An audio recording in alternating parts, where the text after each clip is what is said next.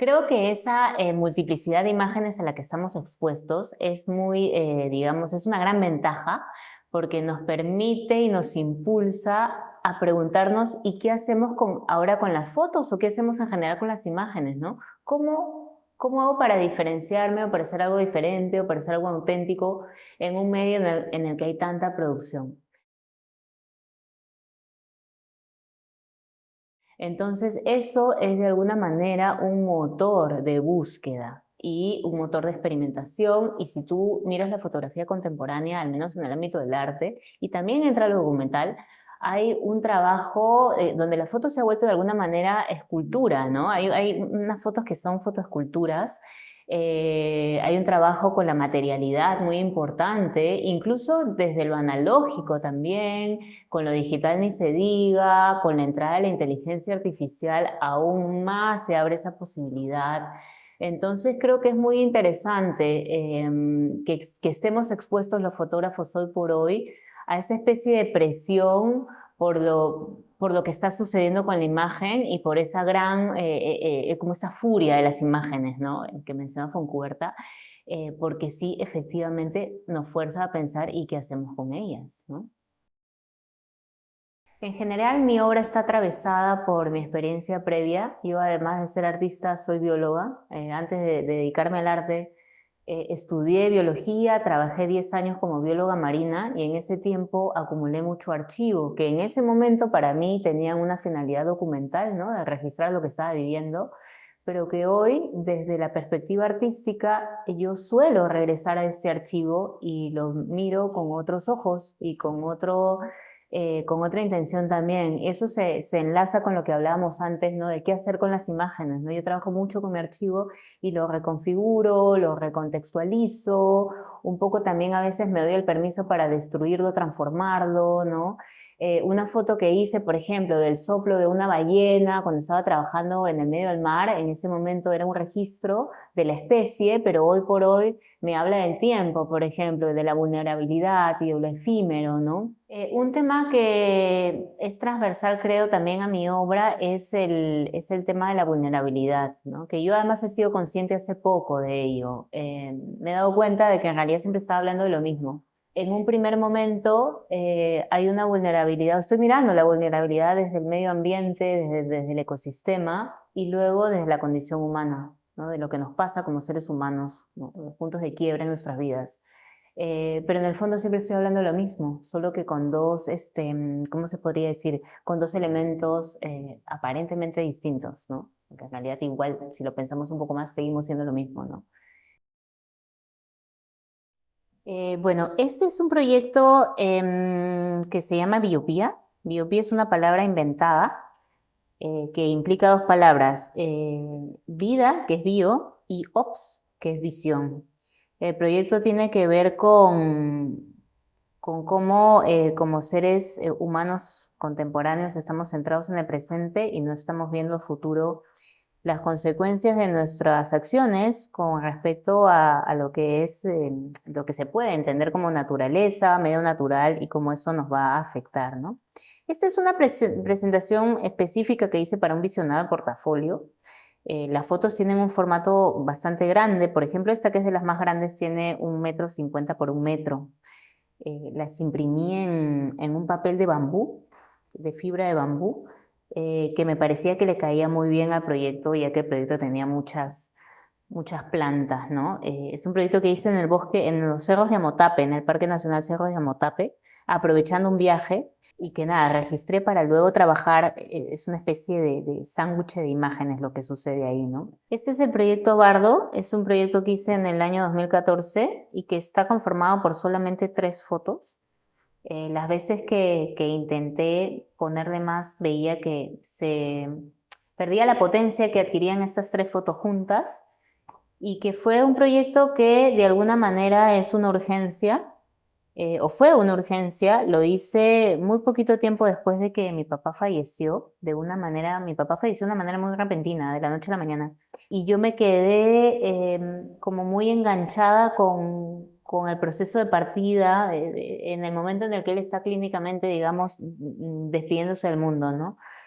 Me quedé pensando, bardo quiere decir estado de tránsito entre lo conocido y lo desconocido. Entonces yo me quedé pensando en eso, ¿no? En ese momento de tránsito, desde lo corporal, desde lo espiritual, desde el plano de la conciencia, ¿no? En cómo sería ese tránsito por el que él estaba atravesando.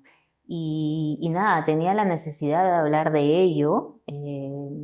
Y me salieron estas 3 fotos, ¿no? Que como te decía antes, también son fotos de archivo, que fueron tomadas en momentos absolutamente distintos y que luego revisadas y transformadas y trabajadas, ¡pum!, conversaban y daban el discurso que yo necesitaba en ese momento, ¿no? Y son algunas de las fotos del proyecto Impermanencia. Este proyecto fue de alguna manera la continuación del anterior, de Bardo, por esto que te contaba que cuando yo intentaba ponerle más fotos a Bardo, se diluía la potencia que esas 3 imágenes me otorgaban. Entonces, bueno, luego me mandé con otro proyecto que sí me permitió mucho más variabilidad en las imágenes, y que tiene como 20 imágenes en total. Acá tengo solamente algunas de ellas. En el proyecto me interesaba trabajar la desmaterialización de lo sólido, precisamente por este encuentro con la transformación de lo vivo que había pasado, ¿no? En esa experiencia. Entonces todas las fotos se están haciendo, son una especie de búsqueda de eso. Y me doy un poco de permiso para mezclar también diferentes técnicas y procesos en la serie.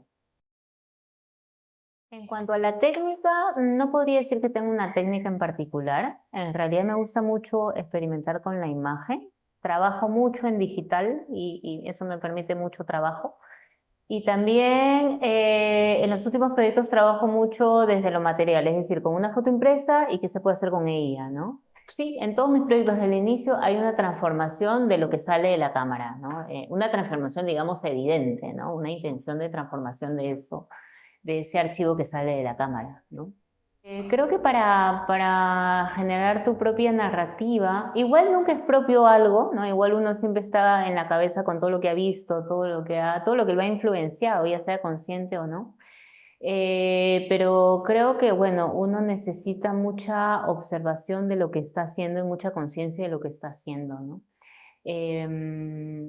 Preguntarse mucho, preguntarle a colegas también, a ver si están de alguna manera captando lo que tú estás captando, tener clara tu intención, qué es lo que quieres comunicar con tus imágenes, aunque luego eso se pueda ampliar muchísimo en la lectura del otro, ¿no? Tratar de que tus proyectos tengan la posibilidad de múltiples lecturas y no solamente una, es lo ideal. Y nada, intentar ser lo más auténtico posible y lo más honesto y honesta posible con tu trabajo. Creo que hay muchas maneras de crear y que el artista se tiene que sentir libre en su creación, independientemente de que se tenga que preocupar si el otro lo está entendiendo o no. Creo que en ese sentido los artistas tendríamos que ser lo más libres posible, pero sin perder de vista el hecho de que uno está creando para que otro vea tu trabajo. O sea, porque si no, tu trabajo se queda en tu carpeta, en tu cama, en, no sé, en tu computadora, que sé yo. Uno está creando para comunicar, ¿no? Entonces, si bien lo ideal es trabajar con cierta libertad, también desde la creación pensar que tu trabajo va a ser visto por alguien más, ¿no? La forma como eso se muestra, el lugar donde se muestra, el formato en el que se muestra, determina la lectura que va a tener esa obra para el espectador, ¿no? Y en ese sentido sí que pueden haber ciertas pautas y ciertas ayudas para que el mensaje llegue a un público más amplio, ¿no? Por ejemplo, en mi caso yo trabajo muchas veces en un centro cultural que es para estudiantes, ¿no? Para estudiantes universitarios. Entonces, ¿por qué no tener textos, audioguías, contextualizar la obra, que es el trabajo que hace la curaduría, ¿no? Para acercar al público a las imágenes, ¿no? Específicamente, por ejemplo, en el Perú hay mucha timidez, es un público tímido el público peruano, ¿no? Muchas veces en muestras interactivas donde tú tienes que agarrar la obra, o donde se te invita, ¿no? A agarrar la obra, interactuar con ella, la gente no las toca por miedo que se rompa, que tengo que pagar, que voy a malograr, ¿no? O hay mucha timidez a la hora de preguntar de qué está hablando o qué quiere decir o de qué se trata. ¿no? Entonces sí, también ya no es el trabajo de un artista, pero sí el trabajo, por ejemplo, de la gestión del arte y la curaduría, incluso de la venta, ¿no? En galerías, de acercar a los públicos a las obras, ¿no? Lo que me interesa como curadora es mostrar nuevas miradas, ¿no? Siempre como refrescar, digamos, el medio. Y también, por ejemplo, un encuentro entre la curaduría y la creación artística, ¿no? Desde mi parte como artista son esas especies de preguntas incontestables, ¿no? Este ejercicio de plantearse preguntas y cuestionamientos constantes